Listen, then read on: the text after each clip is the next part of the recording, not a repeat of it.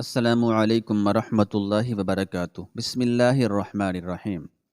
جب قائم خان نے بیٹی کو ماں کے مرنے کی اطلاع دی تو وہ شدت غم سے کچھ دیر تک چیختی رہی اور پھر یکا یک قہقہے لگانے لگی۔ میری غم زدہ بیٹی، تیرا یہ غم ایسا جاں گداز ہے کہ بد نصیب باپ تیری محرومیوں پر ماتم بھی نہیں کر سکتا۔ قائم خان زارو قطار رو رہا تھا۔ تیرے ساتھ جو ناانصافی ہوئی ہے اسے بس خدا دیکھ رہا ہے۔ زمین کی کسی عدالت میں تیرے ساتھ انصاف نہیں ہو سکتا۔ قائم خان بار بار کھلے آسمان کی طرف دیکھ رہا تھا۔ تیرا فیصلہ آسمانوں پر ہوگا، صبر کر میری بیٹی۔ یاسمین خانم نے وحشت زدہ نظروں سے باپ کی طرف دیکھا اور بے اختیار ہنسنے لگی۔ تو اپنی ماں کو آخری بار دیکھ لے، کچھ دیر بعد اس کے جسم کو قبر میں اتار دیا جائے گا۔ شدت الم سے قائم خان کو بولنے میں بہت دشواری پیش آ رہی تھی۔ میری کوئی ماں نہیں ہے، یاسمین خانم نے شدید غصے کے عالم میں کہا۔ کوئی قبر میں اتارا جائے یا کسی کو واصل کر دیا جائے، مجھے کسی کی پرواہ نہیں۔ یہ کہہ کر یاسمین خانم ایک بار پھر ہنس پڑی۔ قائم خان لڑکھڑاتے قدموں کے ساتھ واپس چلا۔ محلے کی چند بوڑھی خواتین نے زرتاج خانم کو غسل دے کر میت تیار کر دی تھی۔ بس بیٹی کی آمد کا انتظار تھا۔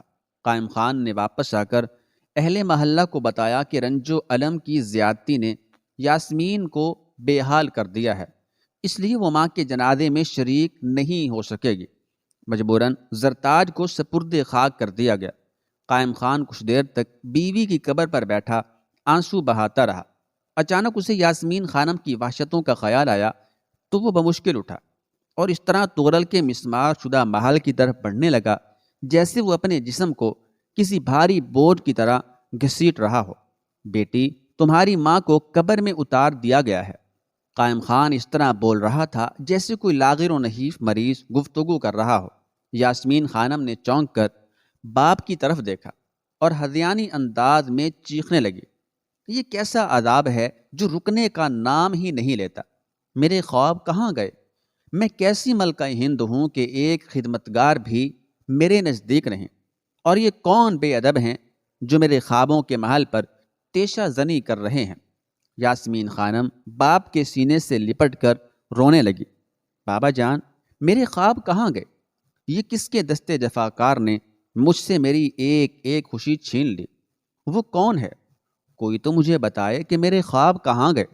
خوبصورت ماضی کی یادیں اس قدر دل شکن تھیں کہ یاسمین خانم باپ کے بازوؤں میں بے ہوش ہو گئی، اور جب یاسمین خانم کو دوبارہ ہوش آیا تو وہ ذہنی توازن کھو چکی تھی۔ میں ملکہ ہند ہوں، یاسمین خانم نے چیخ کر کہا کہ میرا تاج کہاں ہے اور یہ نامراد درباری کہاں مر گئے؟ یہ کہتے کہتے یاسمین خانم اپنے کمرے سے نکل کر اس کھنڈر کی طرف بھاگ کھڑی ہوئی جہاں قدم قدم پر پتھروں کے ڈھیر لگے ہوئے تھے۔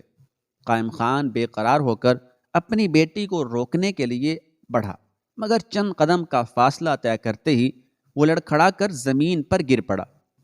قائم خان نے دوبارہ اٹھنے کی کوشش کی، لیکن اس مرتبہ وہ اپنے جسم کو جنبش تک نہ دے سکا۔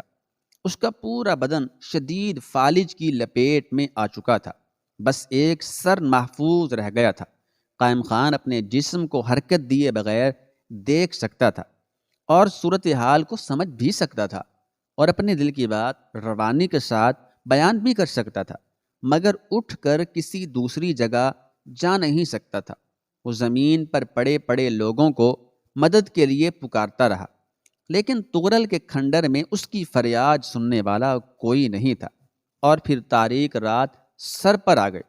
قائم خان کھلے آسمان کے نیچے بے حس و حرکت اور بے یار و مددگار پڑا تھا، اور پھر رات کے پچھلے پہر قلعے کے پہرے داروں نے ایک لرزتے ہوئے سائے کو فصیل کی جانب بڑھتے ہوئے دیکھا، اور کچھ دیر بعد ہی روح پگھلا دینے والی آواز فضا میں ابھرنے لگی جسے قلعے کے محافظ گزشتہ 17-18 سال سے بلا ناغہ سن رہے تھے۔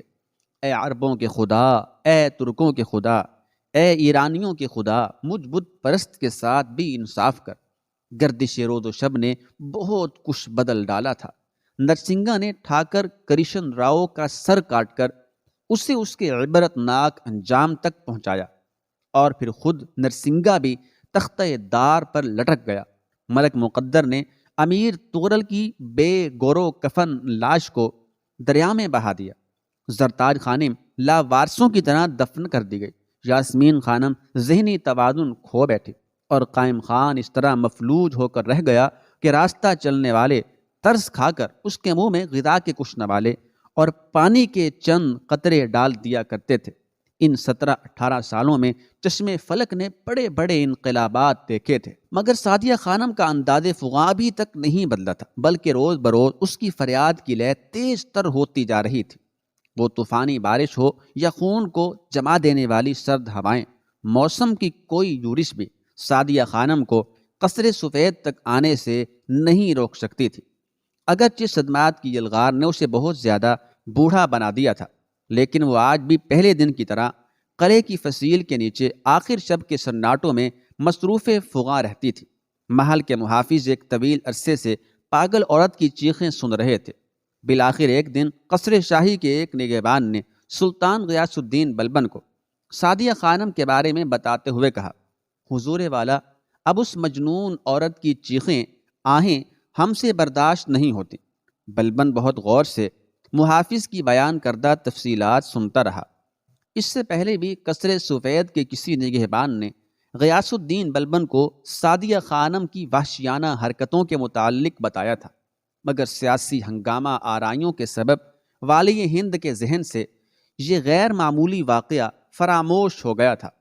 پھر جب بلبن کو معلوم ہوا کہ یہ وہی عورت ہے جس کے بیٹے کو حکم شاہی کے مطابق سزائے موت دی گئی تھی، اور مرنے والا وہی بے ادب مجرم تھا جس نے ہندوستان کے حکمران کو سرے دربار غلام کہہ کر پکارا تھا، تو بلبن کے ہونٹوں پر ایک بے نیاز مسکراہٹ ابھر آئی۔ بیٹے کی موت کے صدمے نے اسے بدحواس کر دیا ہے۔ سلطان غیاث الدین بلبن کی پرغرور آواز گونجنے لگی، وہ عربوں اور ترکوں کے خدا سے انصاف نہیں مانگتی، میرے مرنے کی دعائیں کرتی ہے۔ پھر اس پاگل عورت کے لیے کیا حکم ہے؟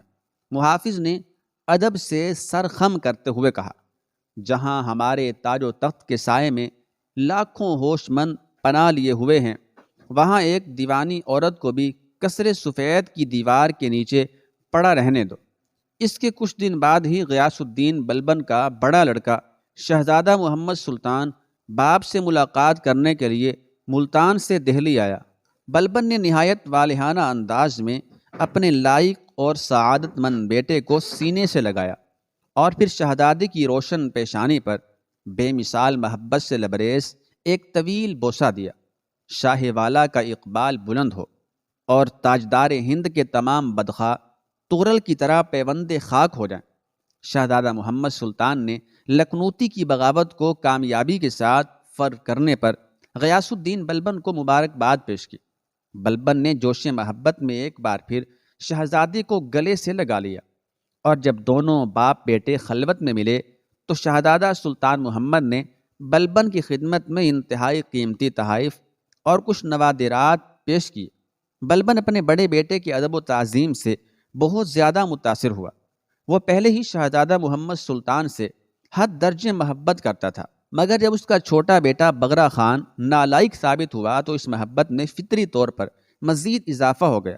اب بلبن کی سیاسی وراثت کے باقی رہنے کا انحصار صرف شہزادہ محمد سلطان کی ذات پر تھا۔ اسی وجہ سے بلبن اکثر اپنے امراء کو مخاطب کر کے کہتا تھا، بے شک اقتدار ایک فانی شے ہے، مگر میرا اقبال مند بیٹا شہزادہ سلطان محمد میرے جاہو جلال کے پرچم کو سرنگوں نہیں ہونے دے گا۔ یہی میرا حقیقی وارث ہے، اور یہی میرے خاندان کو سر بلند کرنے والا ہے۔ شفیق اور مہربان باپ کی زبان سے اپنے لیے تعریفی کلمات سن کر شہزادہ سلطان محمد سر سے لے کر پاؤں تک عجز و انکسار کا پیکر بن جاتا تھا، اور اس کی یہی ادا بلبن کو بہت زیادہ محبوب تھی۔ شہزادہ سلطان محمد جو خان شہید کے نام سے زیادہ مشہور ہے، ایک بلند کردار انسان تھا۔ اس کی محفل میں ہمیشہ اہل کمال کا اجتماع رہتا تھا، جہاں تک کہ حضرت امیر خسرو اور حضرت خواجہ حسن جیسے بزرگوں کی صحبت اسے حاصل تھی۔ شہزادہ سلطان محمد حضرت شیخ سعدی رحمۃ اللہ علیہ سے بھی بے پناہ عقیدت رکھتا تھا۔ یہ اسی عقیدت کا نتیجہ تھا کہ حضرت شیخ سعدی نے کئی بار شہزادے کو اپنی غزلیں ارسال کی اور وہ محبت نامے تحریر کیے جو سلطان محمد کے لیے سرمایہ افتخار تھے۔ شہزادہ بزرگان دین اور علماء وقت کی بہت قدر کرتا تھا۔ یہ اس وقت کی بات ہے جب شہزادہ سلطان محمد ملتان میں قیام پذیر تھا۔ اس زمانے میں شیخ عثمان ترمذی اتفاق سے ملتان تشریف لائے۔ حضرت شیخ اپنے دور کے بہت بڑے عالم اور عارف کامل تھے۔ شہزادہ سلطان محمد نے شیخ عثمان ترمذی رحمۃ اللہ علیہ کی بہت خاطر و مدارات کی اور انتہائی ادب و احترام کا مظاہرہ کرتے ہوئے ان کی خدمت میں قیمتی نظریں پیش کیں۔ اس کے بعد شہزادے نے بڑی عاجزی کے ساتھ عرض کرتے ہوئے کہا، اگر حضرت شیخ یہاں قیام کرنا پسند فرمائیں تو حکومت کے خرچ سے ایک خانقاہ تعمیر کرا دی جائے۔ شہزادہ سلطان محمد نے بہت اصرار کیا، لیکن شیخ عثمان ترمذی مستقل طور پر ملتان میں رہنے کے لیے آمادہ نہیں ہوئے اور واپس چلے گئے۔ روانگی سے پہلے شیخ عثمان ترمذی رحمۃ اللہ علیہ اور حضرت بہاؤالدین زکریا ملتانی رحمۃ اللہ علیہ کے صاحبزادے شیخ صدر الدین عارف کے ساتھ شہزادہ سلطان محمد کی محفل میں تشریف رکھتے تھے۔ اس مجلس میں ایک خوش الحان شخص عربی کے اشعار پڑھ رہا تھا۔ یکایک ایک شعر سن کر ان بزرگوں پر جذب طاری ہو گیا اور اسی وجد کی کیفیت میں شیخ عثمان ترمذی اور شیخ صدر الدین عارف اپنی نشستوں سے اٹھ کر کھڑے ہو گئے۔ اہل مجلس کو بزرگوں کی اتباع کرنی پڑی، یہاں تک کہ شہزادہ سلطان محمد بھی دونوں ہاتھ باندھ کر کھڑا ہو گیا۔ پھر جب تک وہ بزرگ پرسکون نہ ہو گئے اس وقت تک شہزادہ سلطان محمد پر شدید اضطراب طاری رہا اور اس کی آنکھوں سے آنسو بہتے رہے۔ شہزادے کی تہذیب اور شائستگی کا یہ حال تھا کہ ایسی مجلسوں میں بھی اپنا زانو بلند نہیں کرتا تھا۔ ان تمام خوبیوں کے باوجود اس میں ایک خرابی تھی کہ وہ کبھی کبھی شراب پی لیا کرتا تھا، لیکن یہ بڑی عجیب بات تھی کہ انتہائی نشے کی حالت میں بھی کوئی غیر مہذب کلمہ اس کی زبان پر نہیں آتا تھا۔ شہزادے کی وجاہت کا یہ عالم تھا کہ اس کے چہرے پر ہمیشہ جلال شاہی روشن ہوتا، یہاں تک کہ دیکھنے والوں کی آنکھیں خیرہ ہو جاتی اور وہ لوگ بے ساختہ پکار اٹھتے، خدا شہزادہ سلطان محمد کی عمر دراز کرے کہ اس کے دم سے ہندوستان میں اسلامی سلطنت کا مستقبل تابناک نظر آتا ہے۔ یہی وہ صفات تھیں جن کے باعث سلطان غیاث الدین بلبن اپنے اس بیٹے سے بے پناہ محبت کرتا تھا۔ اس بار شہزادہ سلطان محمد نے مسلسل 3 ماہ تک دہلی میں قیام کیا اور اس دوران بلبن نے شہزادے کو تھوڑی دیر کے لیے بھی اپنی نظروں سے اوجھل نہیں ہونے دیا۔ اس زمانے میں مغلوں کی ہنگامہ آرائیوں کی خبریں دہلی پہنچنے لگیں۔ مجبوراً ایک محبت کرنے والے باپ نے اپنے محبوب بیٹے کو محاذ جنگ کی طرف رخصت کرنے کا ارادہ کیا۔ پھر جب شہزادہ سلطان محمد ملتان جانے کی تیاریاں کرنے لگا تو بلبن نے اسے تنہائی میں بلا کر کہا، فرزند، میری عمر کا ایک بڑا حصہ حکومت کے کاموں میں بسر ہوا ہے۔ تو نہیں جانتا کہ ان آنکھوں نے کیسے کیسے نشیب و فراز دیکھے ہیں۔ میرے چہرے کی ایک ایک لکیر میں حادثات و تجربات کی ہزاروں داستانیں پوشیدہ ہیں۔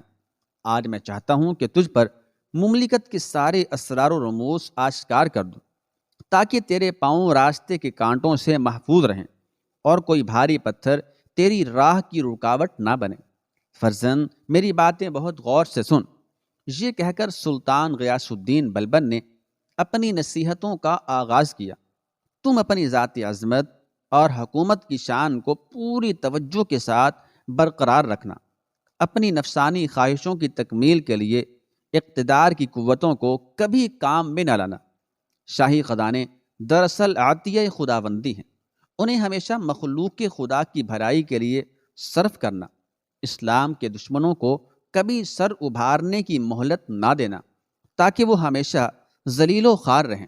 ملک کے حالات اور اپنے مقرر کردہ حاکموں کے اعمال سے پوری طرح باخبر رہنا، وہ انجمن ہو یا خلوت کدہ، جلال شاہی کا ہمیشہ لحاظ رکھنا، پاک طینت اور بلند ہمت لوگوں کو انعام و اکرام سے نوازنا، لالچ اور بے رحم انسانوں سے کبھی کسی بھلائی کی توقع نہ رکھنا۔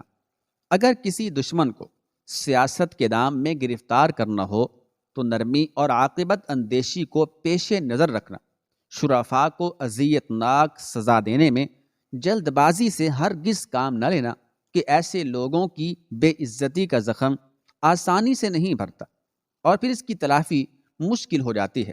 جیسے ہی سلطان کی نصیحتوں کا سلسلہ ختم ہوا، ایک پریشان کن خبر اس کا انتظار کر رہی تھی۔ بلبن کے جاسوسوں نے اطلاع دی کہ مغل لٹیروں نے سرحدی مقامات پر قتل و غارت کا بازار گرم کر رکھا ہے۔ یہ خبر سنتے ہی شہزادہ سلطان محمد ملتان کی طرف روانہ ہو گیا۔ مغل لٹیروں کو شہزادے کی عسکری قوت کا اندازہ نہیں تھا، اس لیے وہ سوچے سمجھے بغیر شاہی لشکر سے الجھ پڑے اور پھر دیکھتے ہی دیکھتے موت کی خوراک بن گئے۔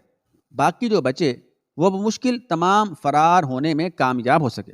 جب یہ خبر چنگیزی سردار تیمور خان تک پہنچی تو وہ غصے سے پاگل ہو گیا۔ تیمور خان اس وقت قندھار، ہرات، بلخ، بدخشاں اور غزنی کا حاکم تھا۔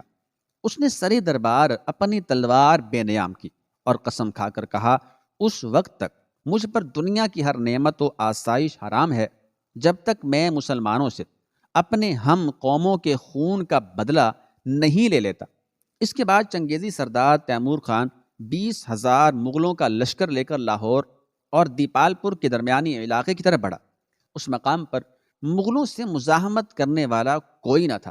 نتیجتاً سردار تیمور خان نے بڑے سفاکانہ انداز میں کئی دن تو لوٹ مار کا کاروبار جاری رکھا۔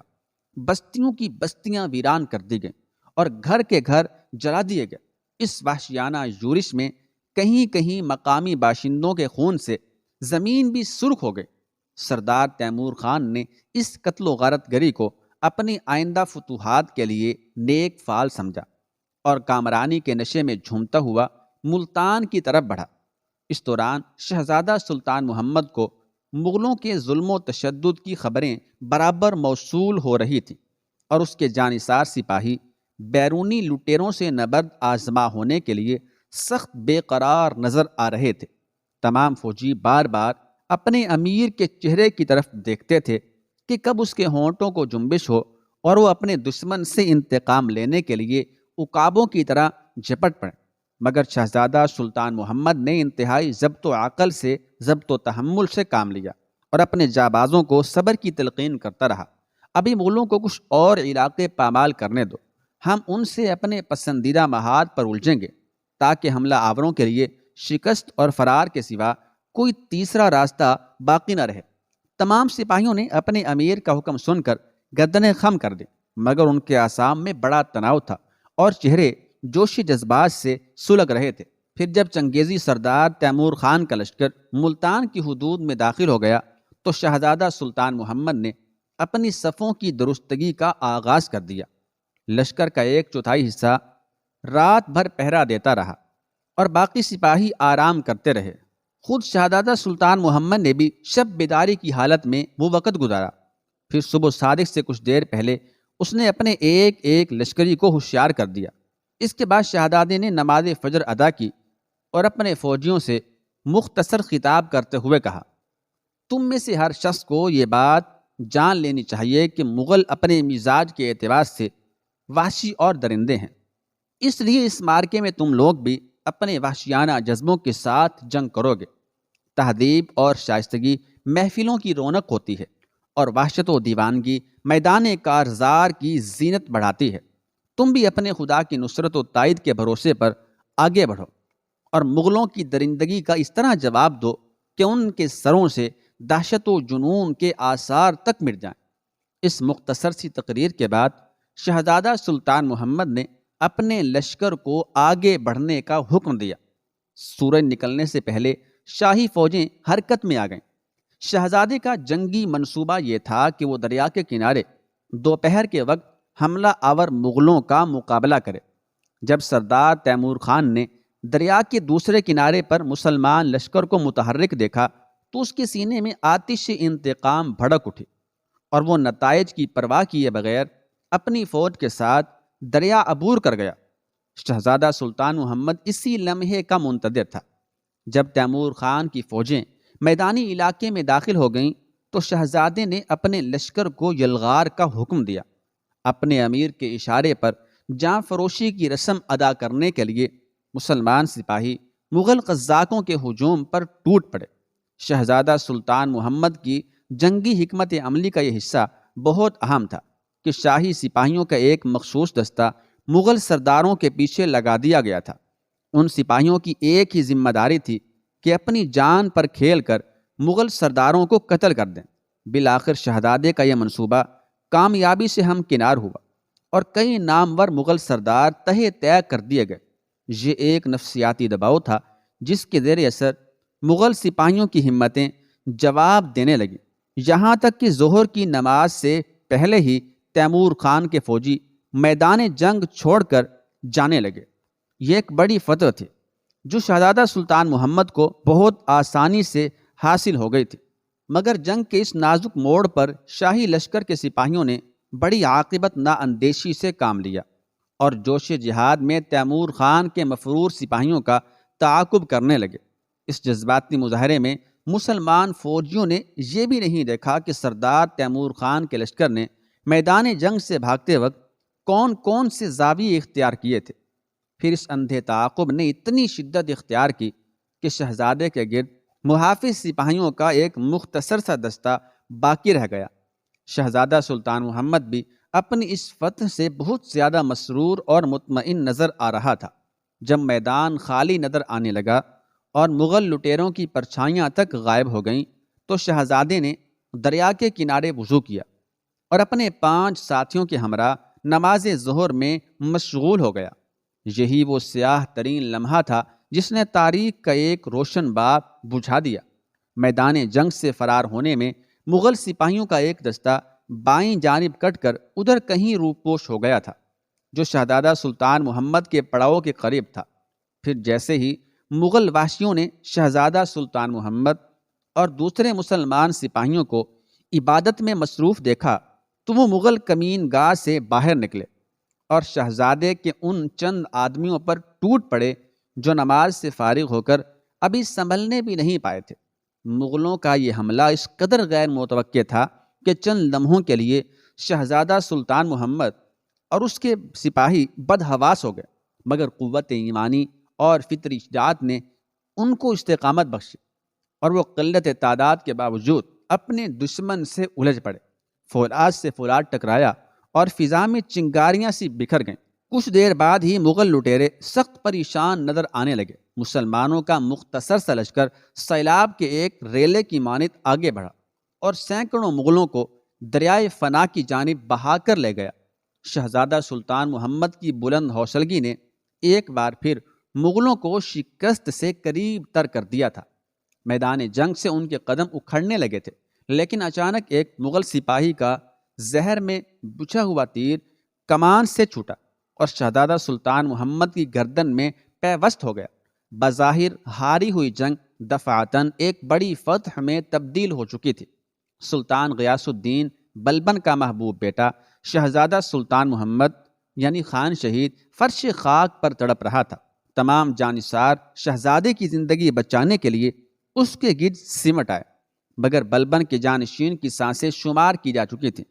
حضرت امیر خسرو دیوانہ وار روتے ہوئے شہزادہ سلطان محمد کے چہرے پر جھکے اور اس کے خون آلود جسم کو اپنی آغوش میں لے کر تسکین آمیز کلمات ادا کرنے کے لیے بیٹھے۔